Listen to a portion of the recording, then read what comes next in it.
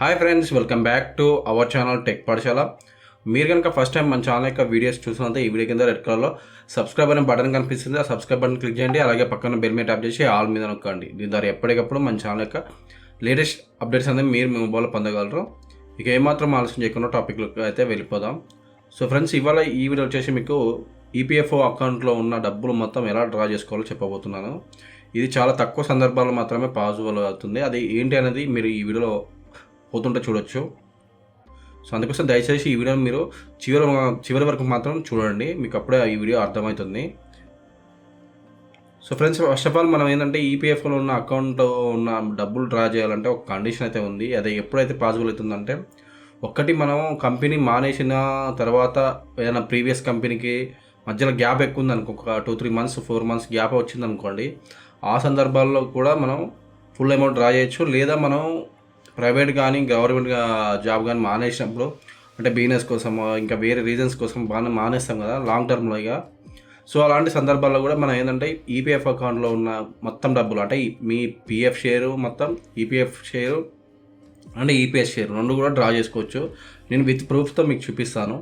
So మీకు proof కోసం ఏంటంటే నేను నాకు తెలిసిన ఒక ఫ్రెండ్ దగ్గర పాస్బుక్ అయితే ఉంది కదా, దాన్ని ఓపెన్ చేసి చూపిస్తున్నాను ఫ్రెండ్స్. ఎందుకంటే నేను అతనికి ఈ టోటల్ అమౌంట్ అయితే విత్డ్రా చేసి చూపించాను, తనకు వచ్చేసింది టోటల్ అమౌంట్. సో నేను లాగిన్ అయ్యే ఫ్రెండ్స్, మనకి ఈపీఎఫ్ మెంబర్ పాస్బుక్ ఉంది కదా, దాన్ని లాగిన్ అయినాక మీకు ఇంటర్ఫేస్ అది ఇలా ఉంటుంది. సో దీంట్లో చూడండి పాస్బుక్ ఉంటుంది, పాస్బుక్ మీద అయితే క్లిక్ చేయండి. సో పాస్బుక్లో చూడండి మొత్తం టోటల్ పిఎఫ్ విత్డ్రా అనేది ఉంది, 1,09,000 వరకు ఉంది. మీకు కనిపిస్తుంది అనుకుంటున్నాను. సో ఇది మొత్తం డ్రా చేసిన అమౌంట్ ఫ్రెండ్స్. ఇక్కడ చూడండి అన్నీ 000 అయిపోయినాయి, మొత్తం ఏం లేవు. అంటే ఇప్పుడు అకౌంట్లో నిల్లు ఉంది. సో మనకు ఈపీఎఫ్లో ఉండడం వల్ల, అంటే మనీ ఉండడం వల్ల బెనిఫిట్ ఏంటంటే, మనం ఇప్పుడు సపోజ్ ఎక్సెస్ శాలరీ ఎవరైతే అంటే వీళ్ళు ట్యాక్స్ కిందకి వస్తారో వాళ్ళు మాత్రం ఖచ్చితంగా ఈపీఎఫ్ఓలో డబ్బులు పెట్టుకోండి. మీకు ఎందుకంటే దాని మీద మీకు ఎలాంటి ఇది ఏమంటారు ట్యాక్స్ అయితే పడదు.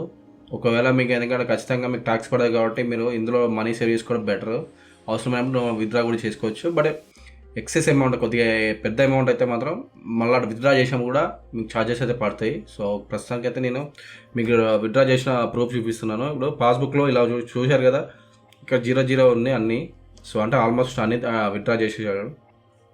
ఇక్కడ క్లెయిమ్స్ ఉంది కదా, క్లెయిమ్స్లోకి వెళ్తాను. రీసెంట్గానే మార్చిలో తనకు క్లెయిమ్ చేయించాను. So pending claims 0, settled claims 6, rejected claims 0. నేనే చేశాను దాని అకౌంట్కి. సో తను నాకు మనీ ఇచ్చాడు. సో అందుకు మోస్ట్లీ 6 times నేను చేస్తే 6 times సెటిల్ అయితే అయినాయి.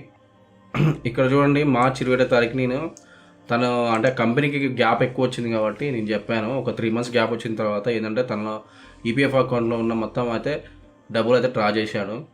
సో ఫస్ట్ ఆఫ్ ఆల్ ఈ డ్రా చేయాలంటే మనం ఏంటంటే ప్రీవియస్ కంపెనీ ఏదైతే మనం ప్రీవియస్ కంపెనీ రిజైన్ చేసినా కానీ, లేకపోతే రెసిగ్నేషన్ పెట్టినా కానీ, మళ్ళీ లేకపోతే వాళ్ళు తీసేసినా కానీ, అక్కడ ఏంటంటే మనకు పిఎఫ్ ఎగ్జిట్ అని ఉంటుంది. ఆ పిఎఫ్ ఎగ్జిట్ చేస్తేనే మనకి ఇక్కడ ఇది అయితే పాసిబుల్ ఉంటుంది. పిఎఫ్ ఎగ్జిట్ చేయకపోతే వాళ్ళు అక్కడ మనకి ఇది పాసిబుల్ కాదు. సో ఇక్కడ చూడండి, ఇక్కడ నేను 27వ తారీఖు మార్చి రోజు నేను ఏం చేశానంటే Form 19కి అప్లై చేశాను. ఇది రిజైన్ అని పెట్టాను. సో అదే అమౌంట్ ఏంటంటే ఈపీఎఫ్ షేర్ వచ్చేసింది. ఇక్కడ Form 10C ఉంది కదా, Form 10C ఉంది, విత్డ్రా బెనిఫిట్ స్కీమ్ సర్టిఫికేట్ అని ఉంది. సో ఇదైతే ఈపీఎఫ్ షేరు. సో ఇది కూడా వచ్చేసింది మొత్తం, అంటే దాదాపు 1,94,000 దాకా వచ్చేసినాయి, 94,700 చిల్లర.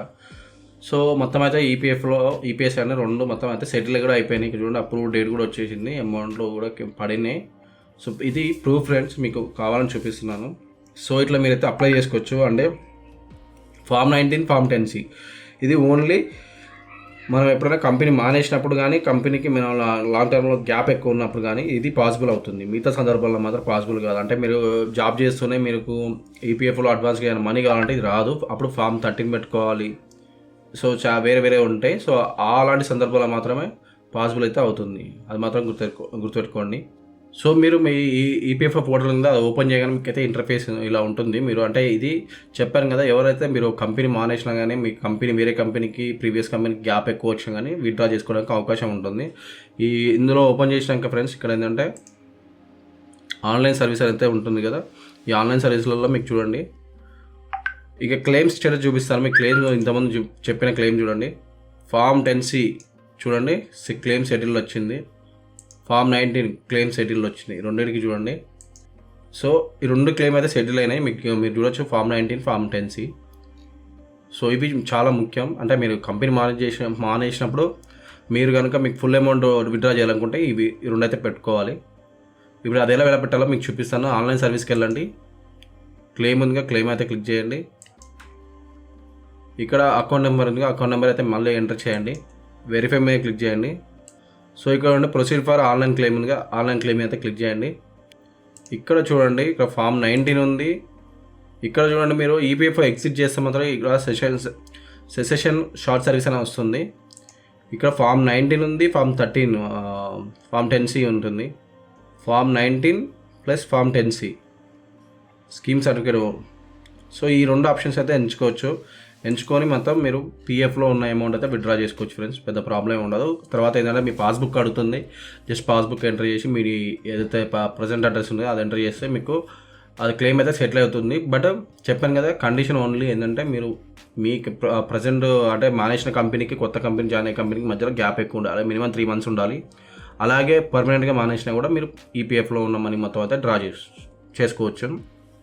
సో ఇట్లా మీరు ఈపీఎఫ్ఓ అకౌంట్ అంటే ఈపీఎస్ అకౌంట్లో ఉన్న మనీ అయితే మొత్తం అయితే డ్రా చేసుకోవచ్చు ఫ్రెండ్స్. సో ఇది మీకు ఇవాళ వీడియో చెప్పాల్సింది.